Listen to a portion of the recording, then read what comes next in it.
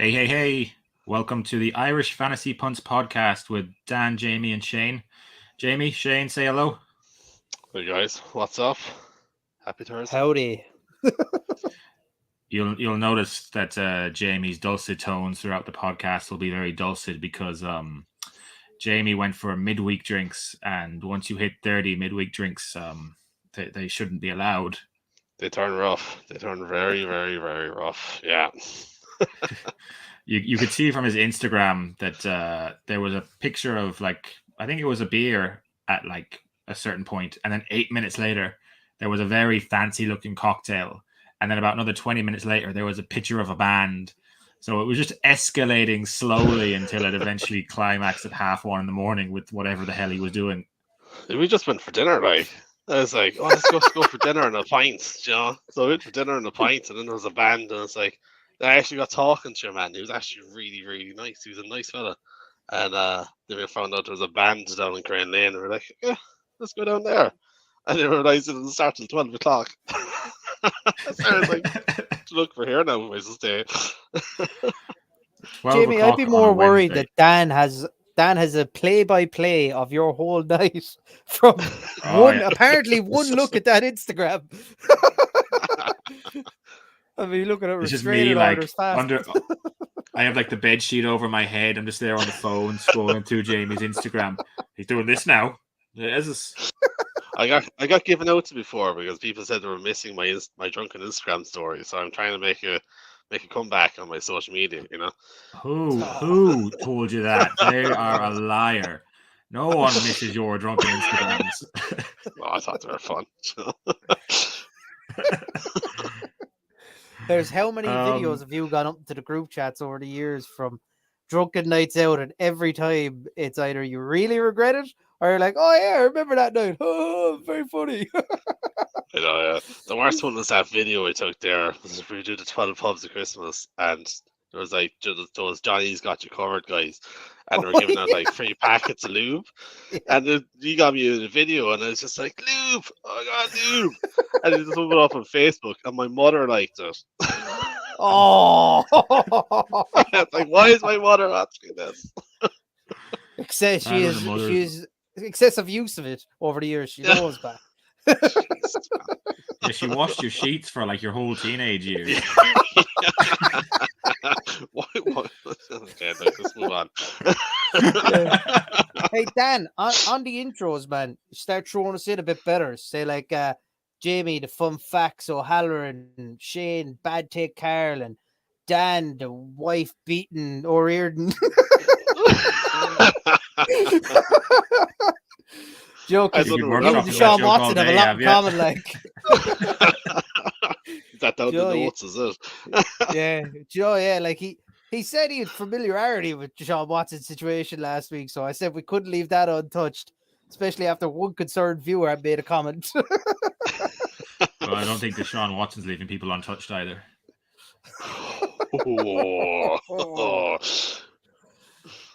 Anyway. On that note, do you hear that the F1's going to have a Nevada in Grand Prix in Vegas now? Yeah, that's cool, isn't it? They're going down the strip on the night as well, aren't they?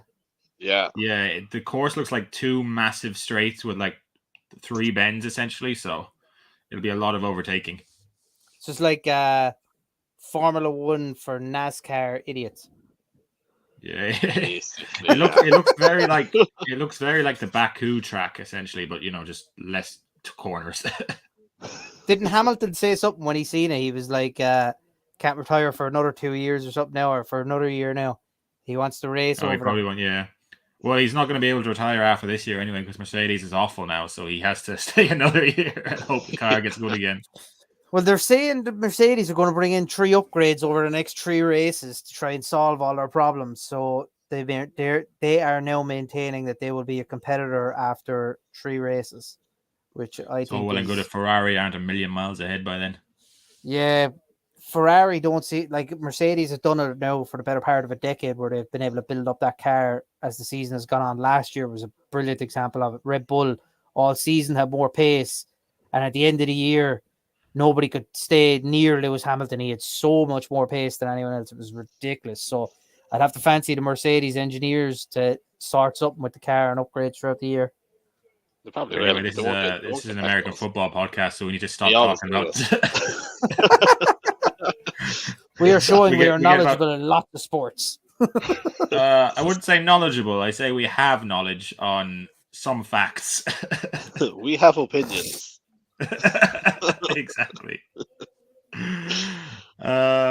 Okay, so let's start with the NFL news then, and we'll go from the NFL news then into a little bit of a breakdown on how the free agency went in the NFC North. So Jamie can talk about the Packers a little bit, and then we're going to go into the trades that we had in the last couple of weeks in the dynasty leagues we've set up, because there was actually a good few trades recently. So while we've been talking about all the free agent news, you guys have all been doing a lot of work getting your teams together. So we're going to take a look at those as well. So we'll kick off first, and I'll throw this one to you, Shane, because, I think we were having a discussion about this. Falcons addressed the wide receiver position with Kadarrell Hodge. I don't know who Kadarrell Hodge is, but I don't think he's addressing the Falcons wide receiver position. And you retorted. As Saints Nation would say, who that? How do you not know who Kadarrell Hodge is? Like, that's just... He's not fixing the wide receiver position for Atlanta anyway. Nope. Nothing is fixed in Atlanta this year. Nope. No, nothing at all. They're just putting a team out and just hoping to get through a season. It's basically it's like do you remember that Looney Tunes cartoon where Bugs Bunny was like playing every position on the baseball field? Yeah. That's Kyle Pitts next year. That's what Kyle Pitts is going to have to do next year. It's just going to be Kyle Pitts versus 11 guys. They're going for the number one pick. The Chiefs plan to sign former Bucs running back Ronald Jones to a 1-year deal. Per Jones's 2 seasons had 1,000 yards scrimmage in Tampa. What do you think? Nice. Nice. Yeah, very. Hey, solid pickup, man. Ronald Jones, he showed he can do well in a committee. Didn't have the season I think everyone thought he was going to have last year, especially you, Dan. You picked him up in the fantasy league there yourself last year.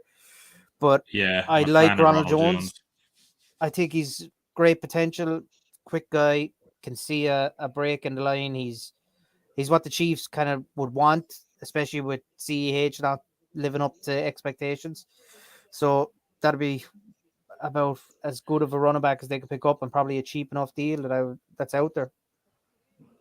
Well, now it's just two average running backs. Like, well, I'd take Ronald Jones over CEH. Surely this is the end of CEH between the tackles, anyway.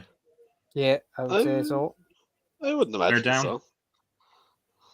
CEH has been really disappointing. Like, he has, totally 100%. But he was kind of getting there before he got the injury last year. He was playing a couple of good games. And then he just got the injury. I think he was Miles Sanders. Like, I think Shane had Miles Sanders and CEH last year, so he knew the pain of the two of them. Whoop, whoop. Yeah. Didn't you draft him 105 in his rookie season? Yes, I did.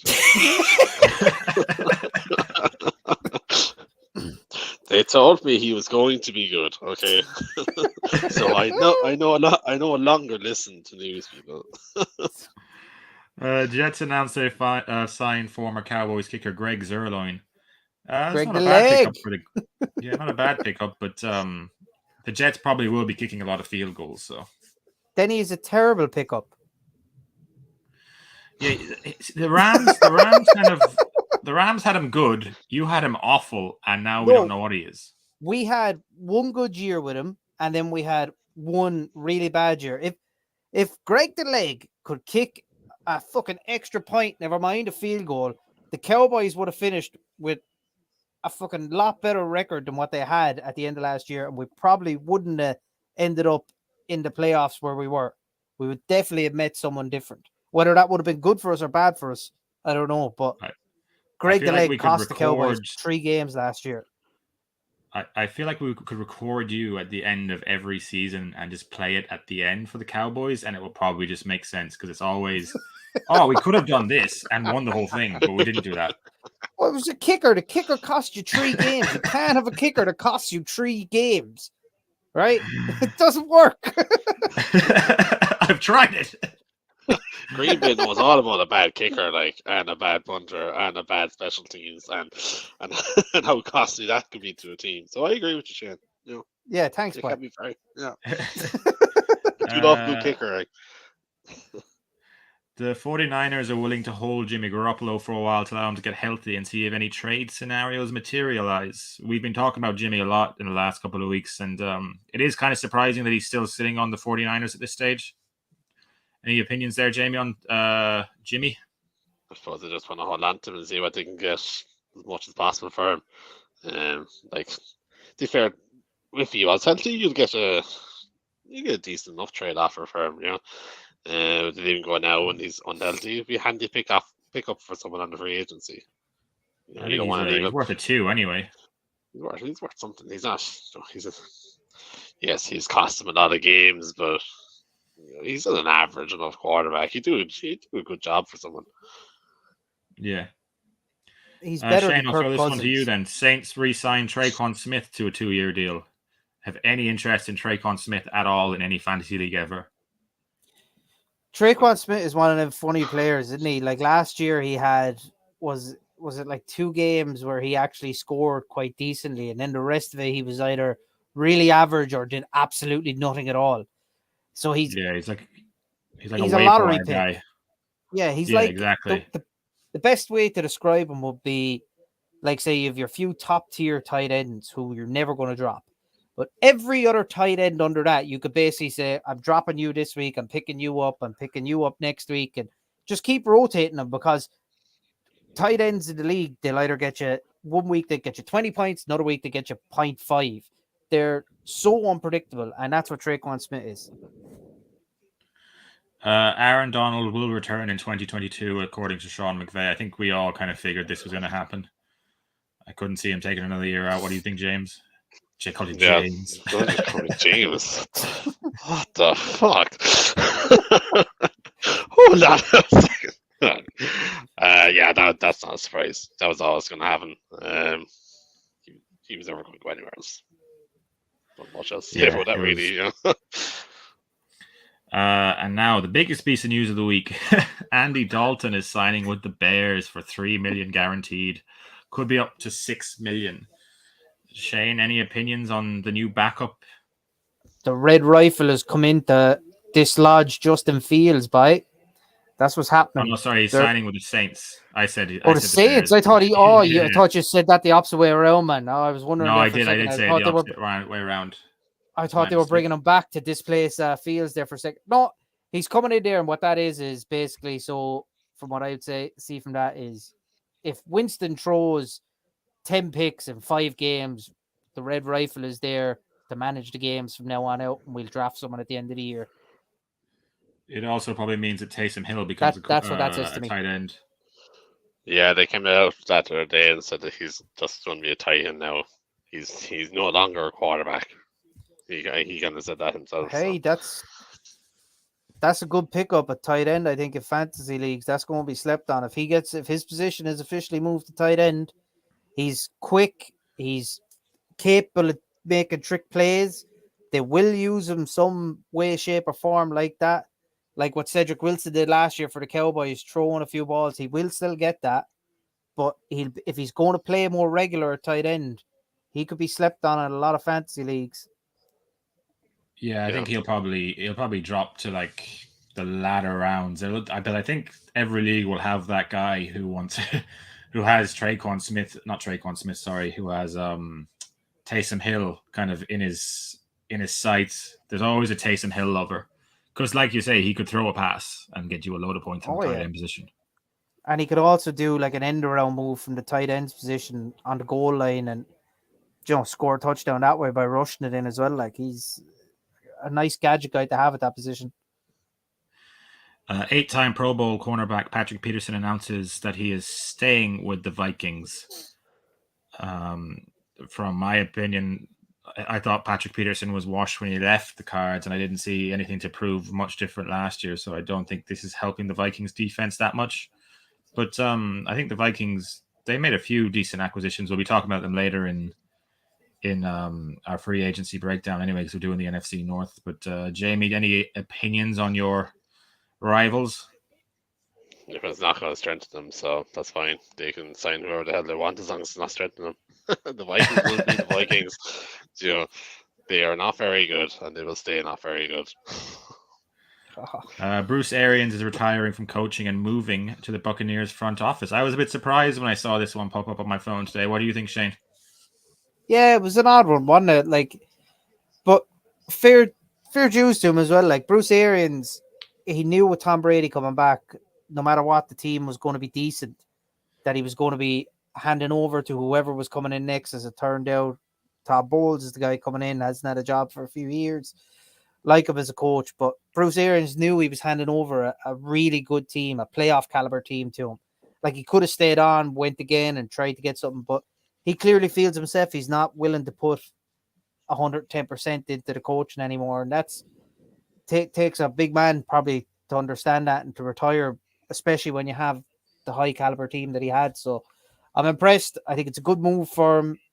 And he made some great choices in his coaching career of guys bringing him in on free agency and stuff. So I think he could be really good in that front office for the Bucs. Yeah, it was really nice of him. I don't have the quote now, but he did put out like a press release, was it yesterday or whatever the news broke, and he essentially just said that he was going to retire, move to the front office this year, so that he's not handing over an entirely crap team, and to give him an actual chance at a head coaching job. Because he was saying that a lot of the, if he stays on their crap next year, he says he's still look after everyone's families, and if they're crap, they're all going to get fired, and people are going to lose their jobs. So he wanted to move the change nicely and slowly for the Bucs. I was like, that's a really nice man. Really nice thing to do. Really like.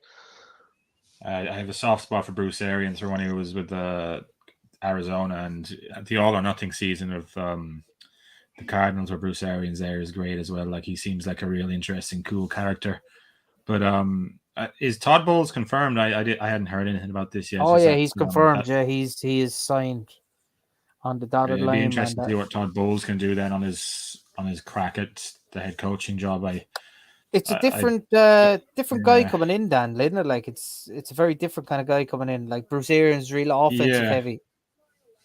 Todd Bowles was the head coach of the Jets for a while as well, wasn't he? Yeah, as far as I remember, he was. Yeah, he had a stint with the Browns or the Bengals? It was someone with a B as well, wasn't he? One of them as well. If my recollection is correct, or maybe he was a coordinator. He definitely was a head coach at one stage, so it'd be interesting to see how he goes back to it again. And then in the last bit of news we have, just for a bit of fun with more Bucs-related stories, Antonio Brown refuses to have surgery until signed. I think Antonio Brown needs to kind of, read the room a little bit here. I don't think he has any cards to be demanding things off people. Jamie? No, there's a serious ego on that man, isn't there? Like, he's actually ridiculous. Like, what? Who's going to sign him if he's injured? Why would you? Yeah, like he should be recovering. Yeah, like any normal person would go, get yourself healthy, get yourself a team, get signed, and go again.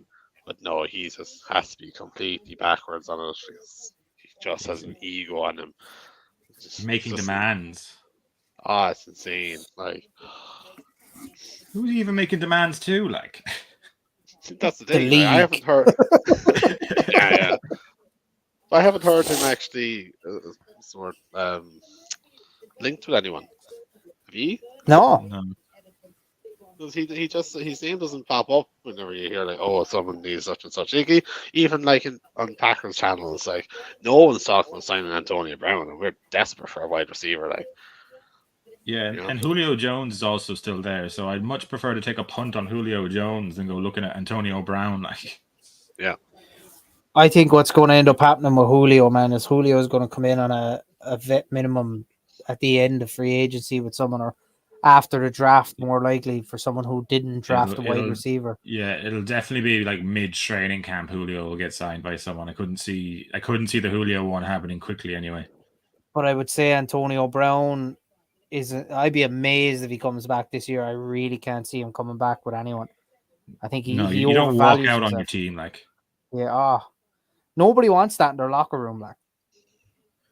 No, because like, how can you trust that? Like, And just one other piece of news, Dan, before we move on.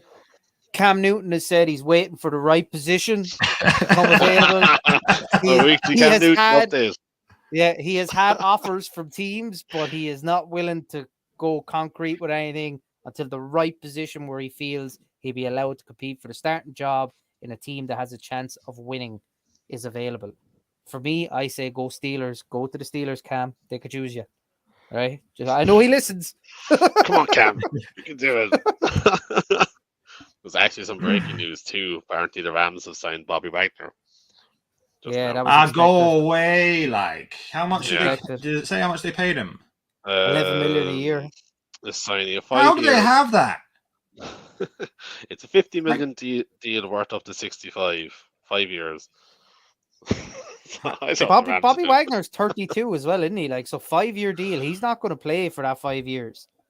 It's probably very heavily loaded, but still, like, sorry, just having a little meltdown here. It's so unfair to be in their division. Like, how do they just have an unlimited cap? The cap makes no sense, like, to some teams. It just doesn't. But like that's something that he should have been picked up by the Cowboys this year. We had the cap space with Randy Gregory gone.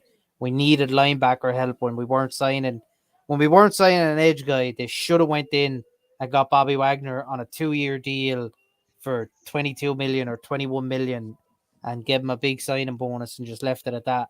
He would have been the right guy to have beside Micah Parsons this year. And he probably would have taught Micah Parsons a bit more as well, even though he was phenomenal last year. Would have been great to have him. Dan Quinn guy as well. But Stephen Jones is a fucking idiot. I have to feel sorry for the Seahawks fans as well. Their team is getting picked over a bit. Sure, they're talking there could be a trade in the works for DK coming down the line for next year when they're looking to rebuild a bit more, get a few more draft picks. So that'll be DK he has 1 year gone left as well. on the contract. So yeah, it's prime time to ship him out. Otherwise, he'll be asking for a lot of money. Like, you could see it if DK has like really good weeks between the start of the season and like week 6. You could see the Seahawks trying to shift him for a first-round pick and a few others. Like, yeah, build it up. Yeah. Anyway, that's not going to get us through our free agency break. Oh, well, the free agency breakdown's changing as we go, but we're going to do the free agents in the NFC North today and see how the teams actually got on. And we're going to start with the Chicago Bears. So what I'll do is I'll run through who they've actually signed quickly. So they signed Trevor Siemian to a 2-year deal, Byron Pringle at wide receiver, Equimanius St. Brown at wide receiver, and then they got a guard, Lucas Patrick, on a 2-year deal. They also got Dakota Dozier on a 1-year contract. Al Quadin Mohammed at the end. I'm not sure where he came from. Justin Jones, Nicholas Morrow, DeAndre Houston Carson, and then Patrick Scales at linebacker. Just a random name at the bottom, just a normal looking name. He's only a long snapper, man. We don't need long snappers and punters unless they're like a really good punter, like a Johnny Hecker-esque punter. I don't care about you. Same with long snappers. I don't care about you. You can tell by the money he got as well.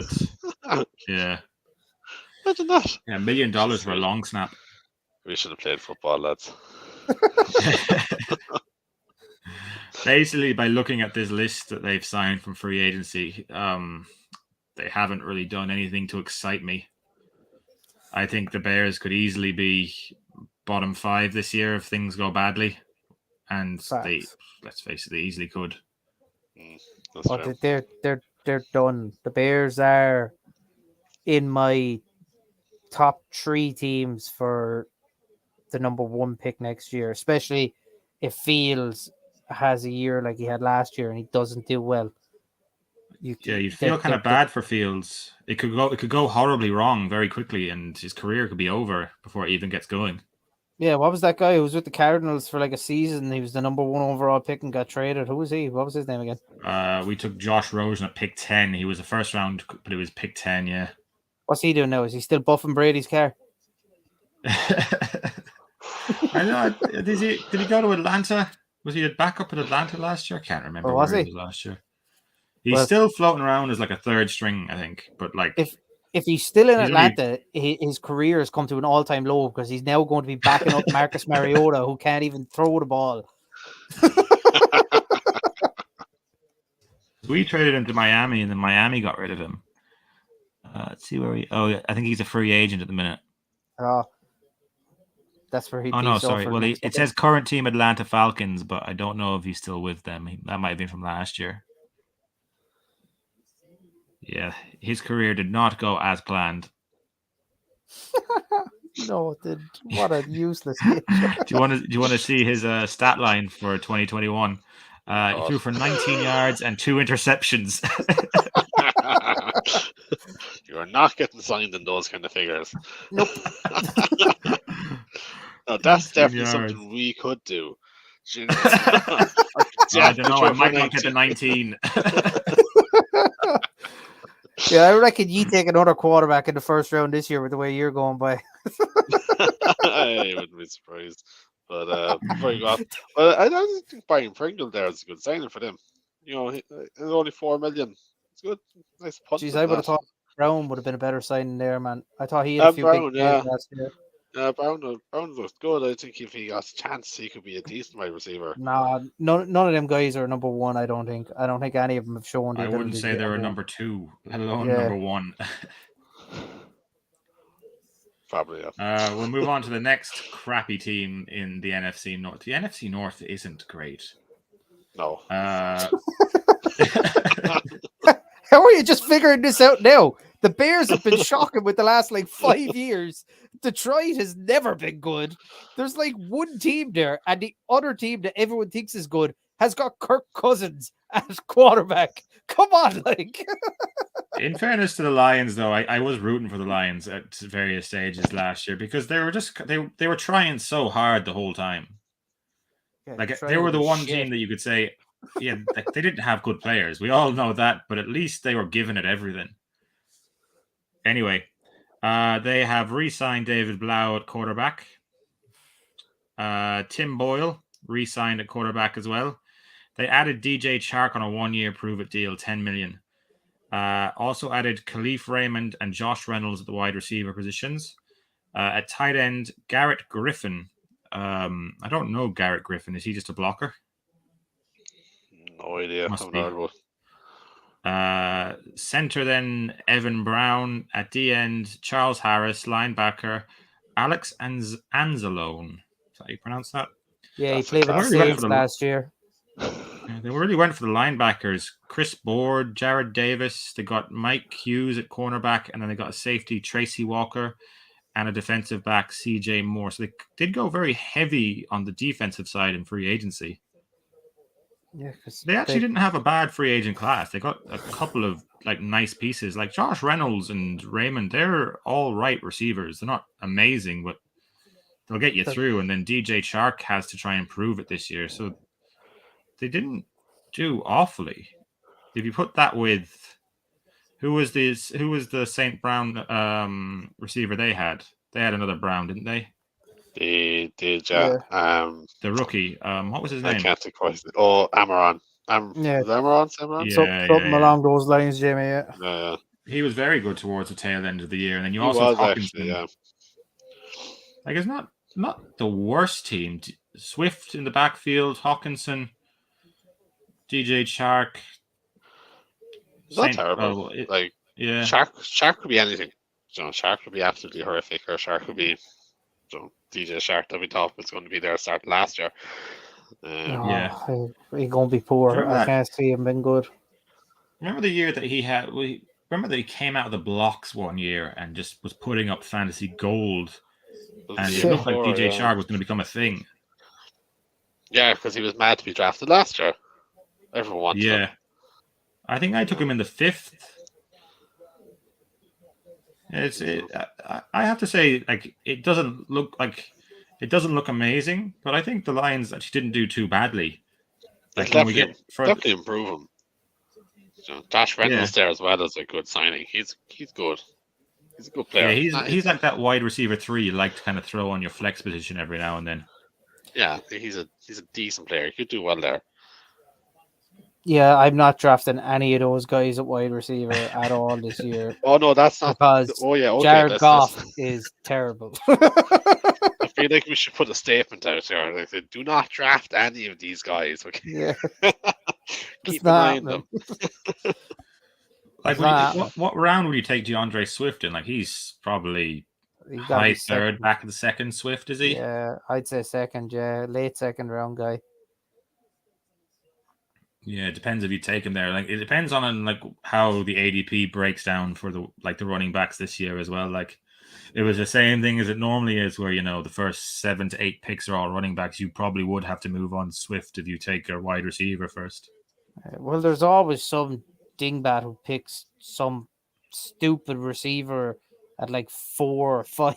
There's always one every year. Why? And it screws up everyone then because someone else starts panicking then. Primarily Jamie. What? No, I don't panic until I get to the 7th or 8th round, and then I'm like, oh god, who are these people? At least you're honest. Jamie loves a Tyler Lockett pick in the 5th. He always gets Tyler Lockett in the 5th every year we draft. No, I stayed away from last year. I was never doing that again. I was 100% never taking that man again. Ever. You can't deal with a dice roll that is Tyler Lockett. Oh, not a hope. I'm not doing it anymore. I'm not doing it. All right, let's run through the Green Bay Packers signings. I've never heard of this guy. Aaron Rodgers signed an extension. Apparently, he's good. 150 million. That sounds like a bargain. Can we have 2? Wide receiver Alan Lazard received a 2nd-round restricted free agent tender. Robert Tonyan is re-signed on a 1-year deal. Devondre Campbell at linebacker. Preston Smith at linebacker. Jaron Reed at DT. Cornerback Rasul Douglas. Cornerback Nixon. And punter Pat O'Donnell. What I'm seeing here is there was not a lot of offensive players re-signed to a team that a lot of offensive pieces left. Because that's what the Packers like to do. Whatever we don't need, we'll take. Surely it has to be a 1st-round wide receiver. You have to draft a 1st-round receiver. It's the Packers. They're not drafting 1st-round wide receiver. Are you mad? They have to. They have no choice, no matter. It's the only They're not way going to do it. So they don't look like they're going to trade up for someone. I will be amazed, man, if they take a wide receiver 1st round, because it's in typical Packers fashion. They'll take somewhere like linebacker, where you have Preston Smith now, a really good linebacker, and you'll be there like, oh, we don't really need a linebacker, but this guy would be good for the future. That's the Packers way. But they're going to need a linebacker in 7 years, so they'll draft him now. Yeah. I could 100% see that happen, but you just have to keep the faith at times. It's like they can't surely do it again. Oh my God, you're picking at pick 28. I didn't realize he had that bad a pick as well. They're at 22 as well. Yeah, it's up. They're at 22 as well. Oh, you traded. Oh, you got the Vegas pick. That's the Vegas pick, yeah. You might get someone there. Interesting. But yeah, basically you need a receiver really badly. Badly. There was talks of trading for what's his name? Metcalf. But that never really came out. They never really put an offer on the table. So I don't know where that was. Seattle would want the 2 first. Seattle must have loads of picks at this stage if they're thinking about trading DK Metcalf as well. They have 9. So what? Seattle are picking at 9. Where's their own pick? That's about it. That's it. Huh? That's they trade away their own pick. Where's their 1st-round pick? It's at 10. They gave it to the Jets. So they went up 1. They gave it to They give it away. Jamal Adams is at that pick, is it? Are they still paying Jamal Adams just straight off? Yeah, that's probably that pick. That's even worse. So they give away their franchise quarterback to go up 1 pick. Well, there is Oh multiple my picks in God. other rounds and like later years, but still. Yeah, Yeah, they but got still, another like, number one next year, didn't they? But like, if Russell has the year that we all think he's going to have in Denver, it's not going to be a very high pick that Seattle are getting. Well, they might get the first overall pick if they go the way it looks like they might go. yeah. Speaking of picks, actually, I did see the other day, it was Ian Rappaport put out that Detroit are fielding calls on the second overall pick. Yeah, because it's not a great year to have a high pick. It's like if you don't, there's no quarterbacks worth taking it to. So Yeah, and they're already like in their mind, I'd say they've loaded up on offense and they're looking at the defensive players. They're probably saying Jacksonville are going to take, I can't think of that end's name, the D end who's probably going to go number one. What's his name? It's like a French looking name. I haven't done a proper dig on any of the positions yet. But I can't think of any his name. offense that thinks they're loaded because they have Jared Goff at quarterback is delusional. Yeah, but like, look at who they signed. And they're the Lions. They're idiots. But they're not as big as idiots as the Minnesota Vikings. The Vikings signed Kirk Cousins on a 1 year, $35 million fully guaranteed extension. So fully guaranteed. They've like re-signed Cousins Sean now. Mannion as backup QB. Has anyone seen Sean Mannion play ever? Nope. Oh. It sounds like kind of like what was the Shane guy in the WWE? Oh. What the hell's the main guy in the WWE called? Vince Shane McMahon. McMahon. McMahon. Shane McMahon. Sean Mannion. Shane McMahon. What? Shane McMahon did a O-line, lot Jesse in Davis. the 90s. Hmm? Early 2000s. They also signed O lineman Jesse Davis, D lineman Harrison Phillips, Jordan Hicks at linebacker, and also Za'Darius Smith at linebacker, Patrick Peterson, who we talked about earlier, and punter Jordan Berry.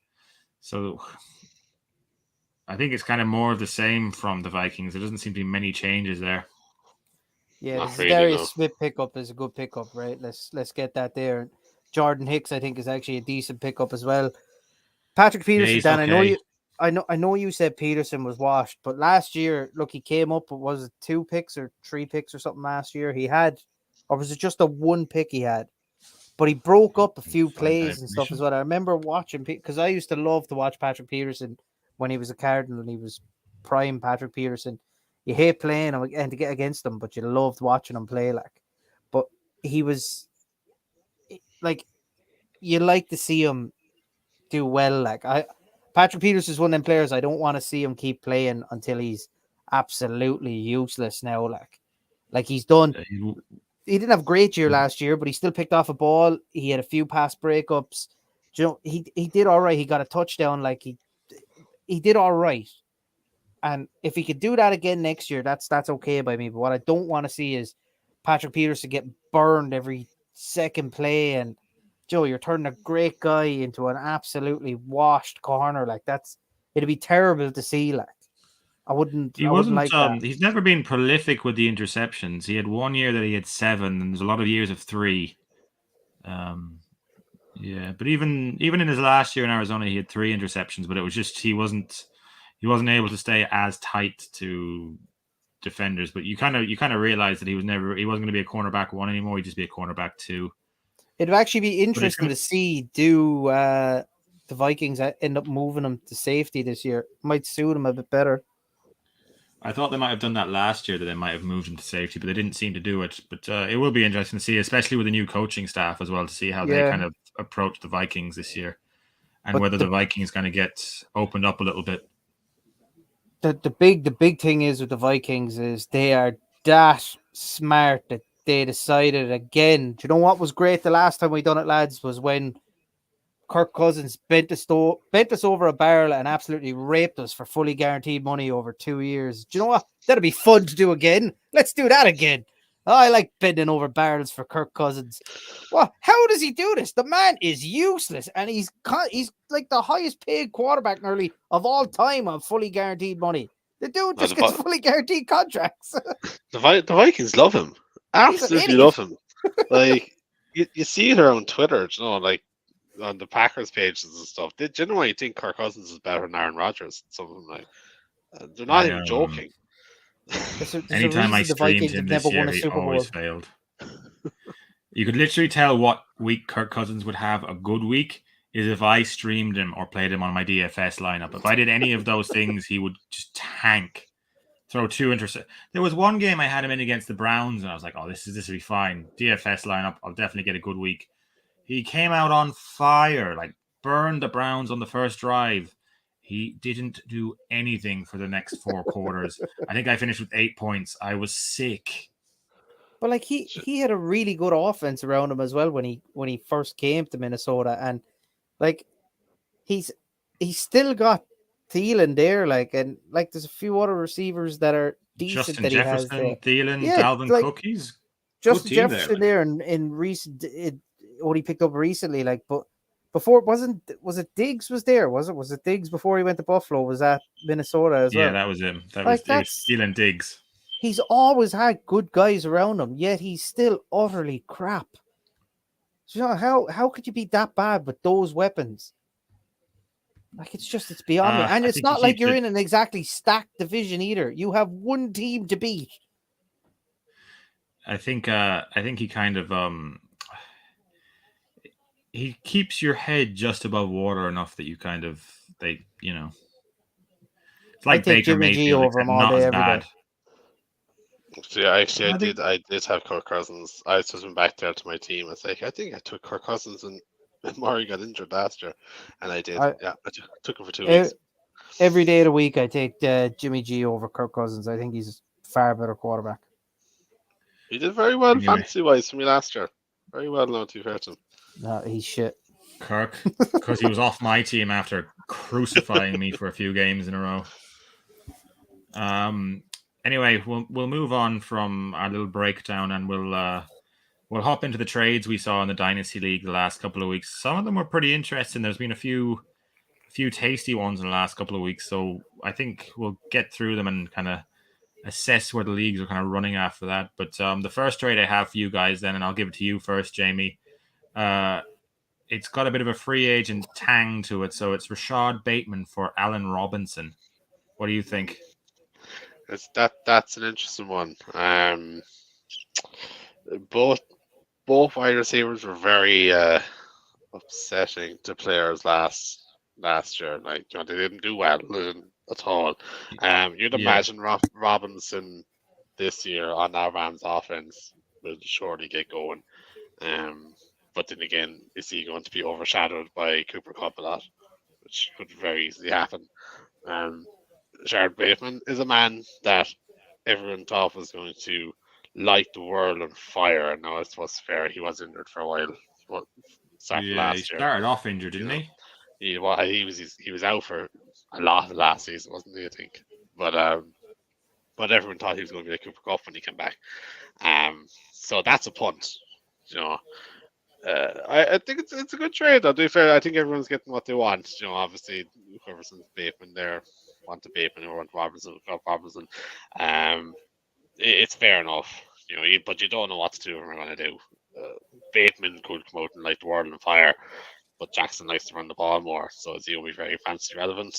I would tend to stay away from Ravens wide receivers. Robinson, small pie. Yeah, Robinson has a talent. You just don't know if he's going to pick it up again. Yeah, Shane. Yeah, I take. I know I'm one of these people who preach again. Don't take wide receivers from the Ravens because Lamar Jackson is probably the most overrated high-end QB that everyone seems to love. I don't rate him highly at all. I know he's great for fantasy, but we're talking NFL. You can run and that's great, and you can score with your feet, but quarterback's supposed to be able to throw the ball, and he doesn't. Like, Bateman and Hollywood are both good receivers, and I think Bateman's got the higher upside. Last year, he had, I think 2 games or 3 games over 100 yards, and the rest of the season was really down. And Alan Robinson didn't have one game last year over 100 yards. He had far more snaps. But the end of the year, last 4 games, I think, on Bateman was solid, great option. He seemed to be Lamar's favorite target. So there's a lot of upside there. But I think if Lamar starts throwing a bit more and stops running with his head in the sand, Bateman could be a very good option. But again, it's a contract year for Lamar as well. So Lamar will want to play well this year. And then I think Hollywood is out of contract, not this year, but next year. So I think Hollywood hits the open market, man. I don't see him staying. No, I couldn't see Hollywood staying in with Lamar again. I think Hollywood needs to get out of there. And I think Hollywood could explode on a different team. So I think he'll want out. And Bateman has youth on his side. It's a receiver's nightmare been there with the Ravens with Lamar Jackson, because he has a great relationship with the tight end. He seems to pass. It's his favorite target, but yeah, like every second play he's breaking and running, or he's ducking and diving and dodging in the pocket, and then he's throwing it to nowhere. Like, you know, he hasn't been as good as what people make him out to be. And I think it's to be a receiver there, you have to have a lot of patience. And if I was Hollywood Brown, I'd get the hell out of Dodge.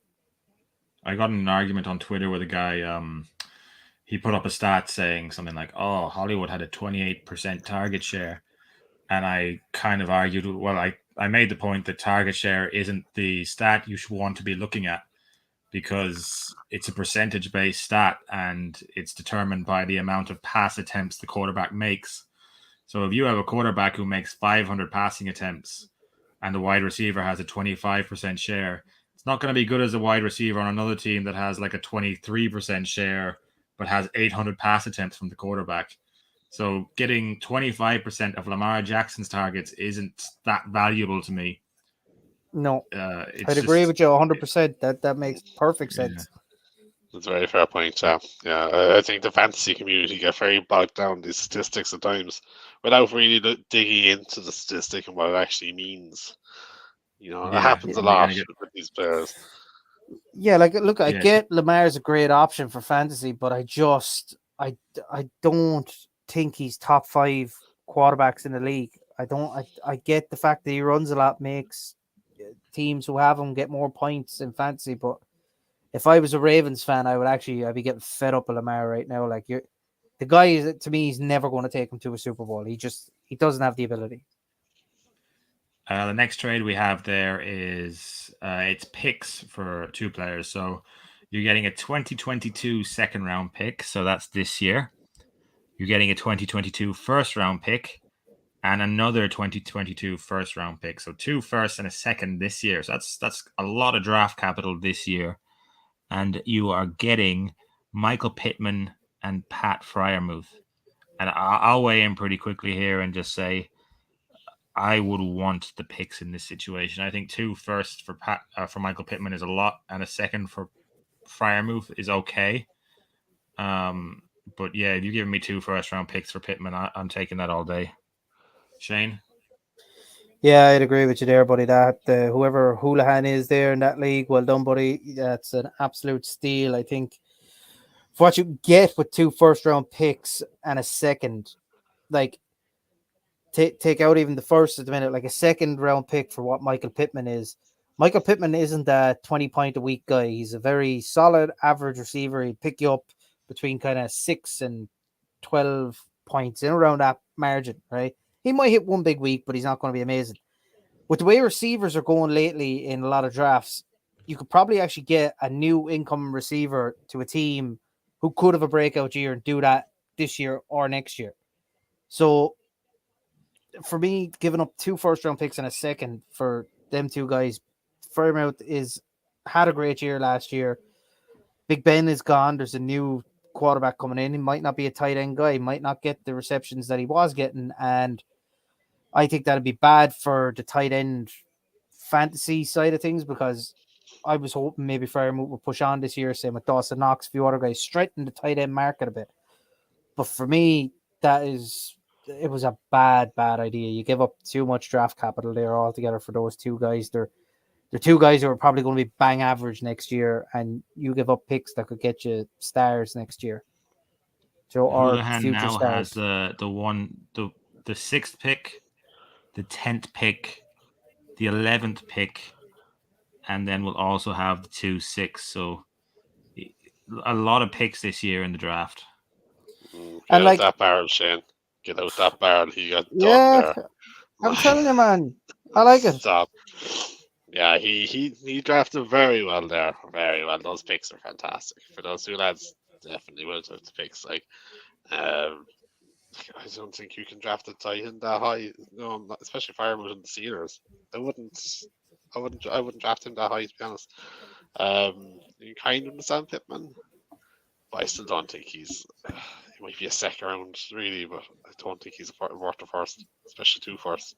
I'd give a first for Pitman, no problem. 2 first is probably a bit rich for my blood, but yeah, first definitely. You might stretch actually, first, yeah, but I think that's a stretch, to be honest.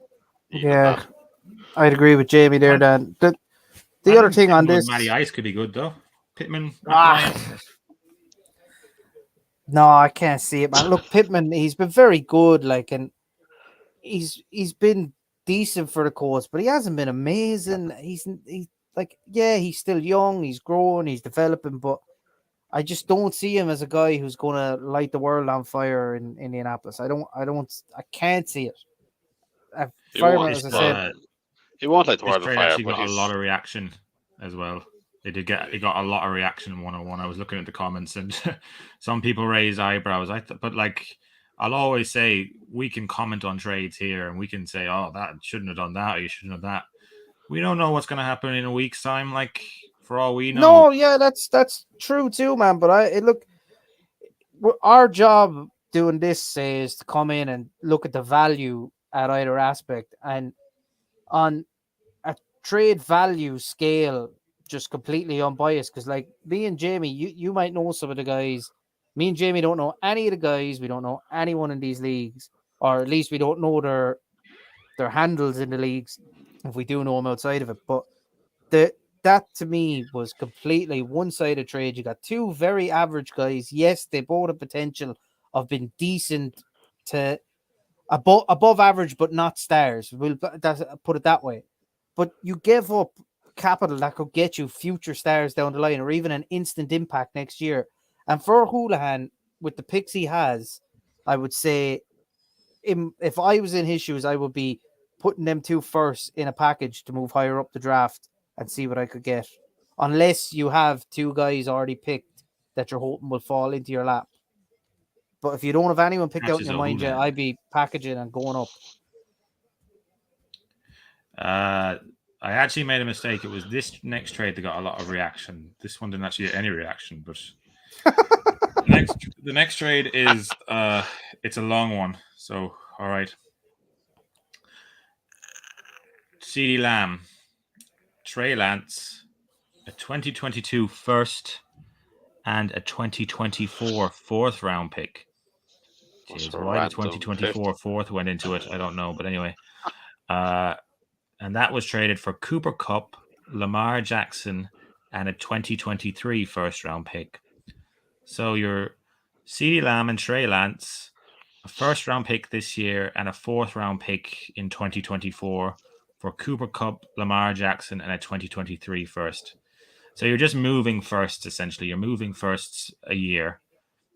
Lamar Jackson for Trey Lance, CeeDee Lamb, Cooper Kupp, and we're going to forget about the fourth because it doesn't matter. Shane, CeeDee's your boy. What do you think? CeeDee's no Cooper Kupp, and the big thing is with CeeDee as well is I don't care what anyone says. When Amari Cooper was on the field for the Dallas Cowboys, Amari Cooper was the number 1. CeeDee wasn't getting the attention Amari was getting. Now, there was weeks when Amari didn't play and CeeDee coped with that.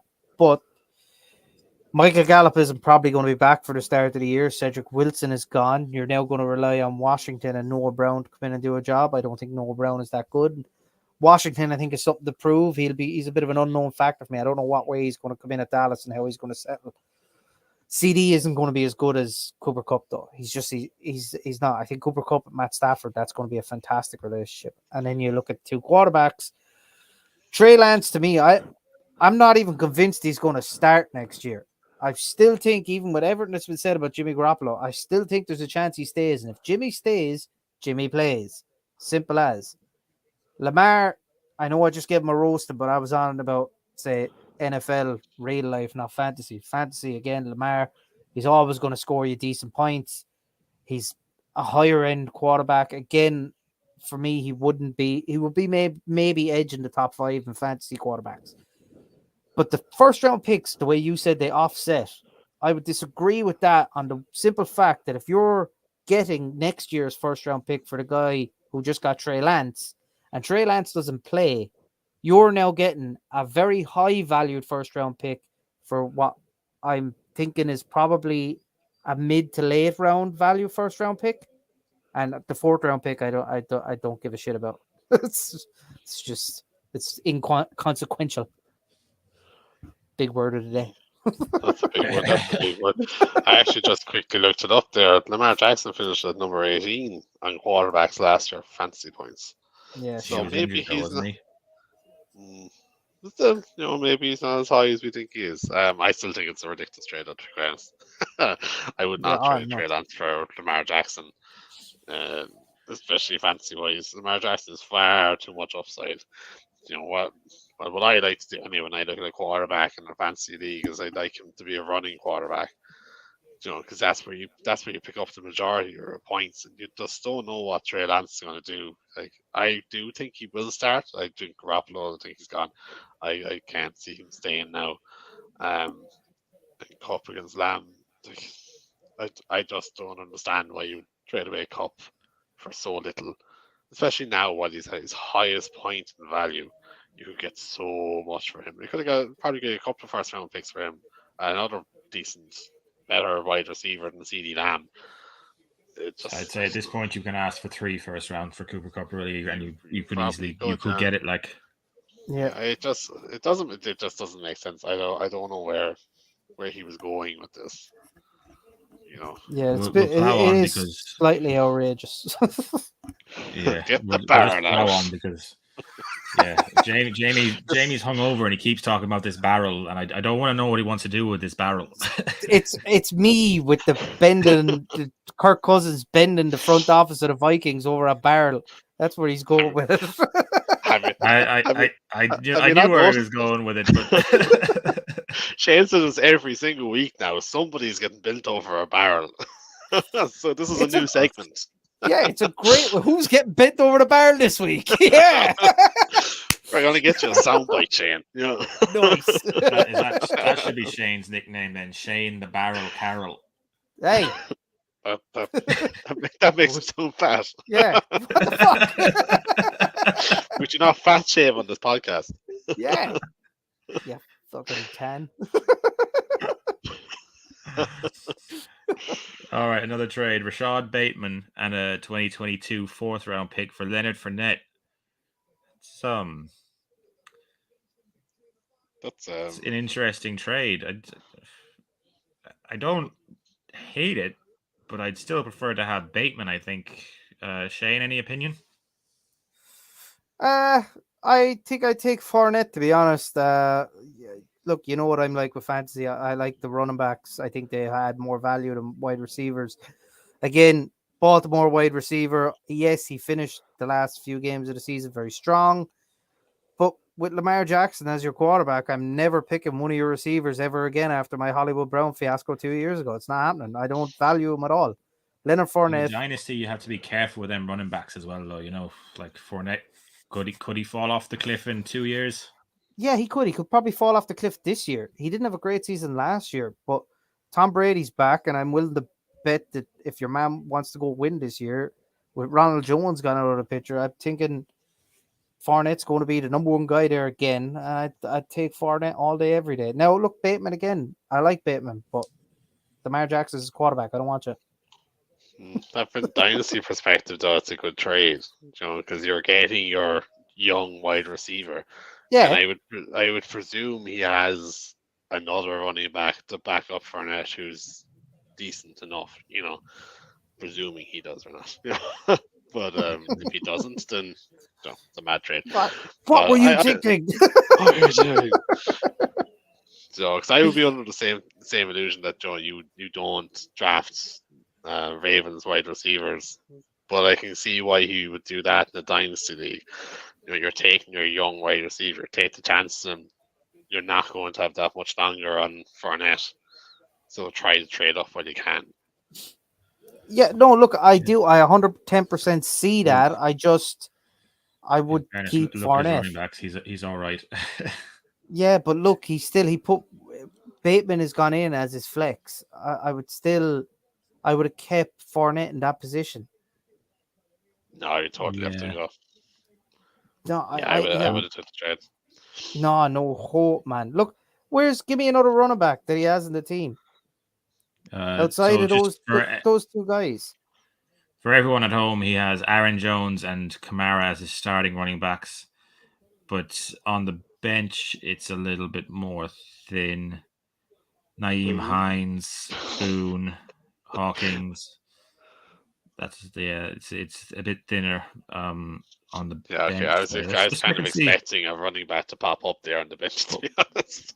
What's his draft pick? Yeah, that's what I'm going to find out for us now. We can see whereabouts he's going to go. He's taking Bryce Hall. Oh no, he's 1-9. So this is an awful trade now. I have to see the team now. Look, I love your first two running backs, but you need a third guy because when one of them goes out in a bye week now, who you got? You got absolutely nobody. And what happens if the two of them end up on the same bye week, which could happen? Mm-hmm. Yeah. Depends what you like, though. If you like to be wide receiver heavy or you like to be running back heavy. I personally like to be running back heavy, but some people do like wide receivers. But if you can get a good wide receiver, you're laughing. You really are.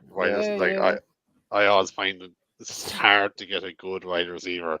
That's why I always struggle when I'm in the fantasy league. You usually have decent running backs, as you obviously draft up for your running backs. But it's hard to get a good wide receiver. Oh, it is, yeah. Like if you're not taking a wide receiver till the third round or the fourth round, you're picking guys who are very low end wide receiver ones who have fallen or high end wide receiver twos. Like that's kind of what you're stuck with, and then you got to try trade. So that's the fun of it every year, man. That's why we love it. I'm going to make an executive decision. We've hit over an hour. We have 2 trades left, so we'll save the next 2 trades for next week because it could be a quiet week and we might need some content to fill us out. So make sure you tune in. Tune in next week for the next 2 trades. Definitely going to forget about those 2 trades.